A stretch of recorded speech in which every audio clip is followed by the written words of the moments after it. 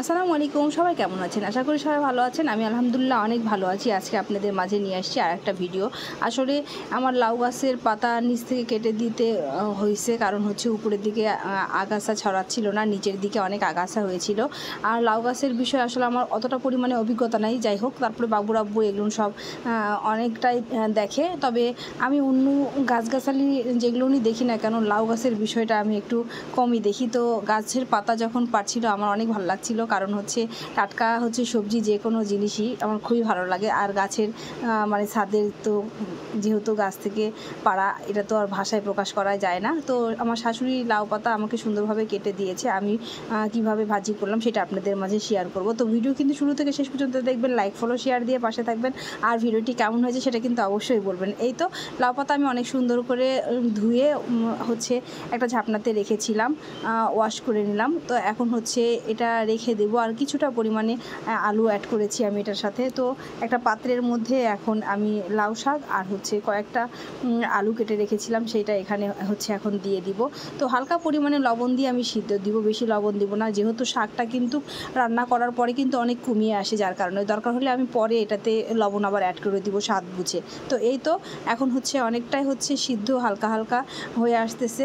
গরম তাপে শাক কিন্তু অনেক কমে যাচ্ছে। আমি এখন হচ্ছে পাতিলটা নিয়ে উপর থেকে নিচে হচ্ছে ঝাঁকিয়ে ঝাঁকিয়ে হচ্ছে নড়ে দিব। তো শাক হচ্ছে কালার হচ্ছে একেবারেই কিন্তু মানে সবুজ সবুজ থাকবে। আর আপনারা চাইলে একেবারেই সবুজ টকটকা সবুজ রাখতে চাইলে ঢাকনা দিয়ে না ঢাকলে আমি মনে করি যে কালারটা অনেক ভালো থাকে। তবে সিদ্ধ হওয়ার জন্য আমি ঢাকনা দিয়ে ঢেকে রেখে দিই এভাবে। তো একটু হালকা পরিমাণে আমার শাশুড়ি বলেছিল পানি পানি রাখার জন্য। তো এখানে আমার যখনই শাক আর আলুটা সিদ্ধ হয়ে আসছে, তখনই আমি হচ্ছে যা যা উপকরণের সাথে দিব সেটা আপনাদেরকে এখন দেখাবো। আমি হচ্ছে 3-4 পিস চিংড়ি মাছ কেটে রেখেছি।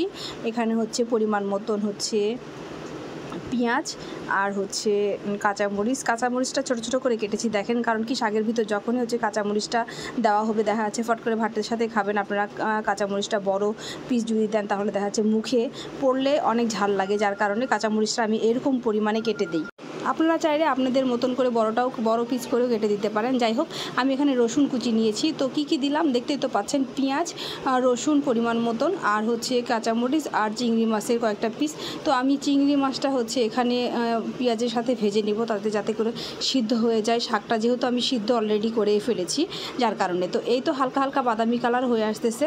যখনই হালকা হালকা পেঁয়াজ বাদামি কালার হয়ে আসবে, আর চিংড়ি মাছটাও কিন্তু ভাজা অনেক সুন্দরভাবে হয়ে যাচ্ছে, এখানে আস্তা জিরা আমি হচ্ছে অ্যাড করে দিব গরম তেলের মধ্যে দিয়ে। এটা হচ্ছে ফুটিয়ে নিব, যাতে করে এই জিরাগুলো ভাত খাওয়ার সময় মুখে পড়লে অনেক অনেক টেস্ট লাগে। এই কারণে চাইলে আপনারা মানে যারা জিরা পছন্দ করেন না তারা না দিলেও হবে, তবে জিরাটা দিলে আমার অনেক ভালো লাগে, যার কারণে আমি হচ্ছে জিরাটা দিয়েছি। তো এই তো হালকা হালকা বাদামি কালার হয়ে আসছে যখন, তখনই কিন্তু আমি শাকটা এখানে ঢেলে দিব। তো কে কীভাবে হচ্ছে শাক ভাজি করেন সেটা কিন্তু আমাকে অবশ্যই কমেন্টের মাধ্যমে জানাবেন।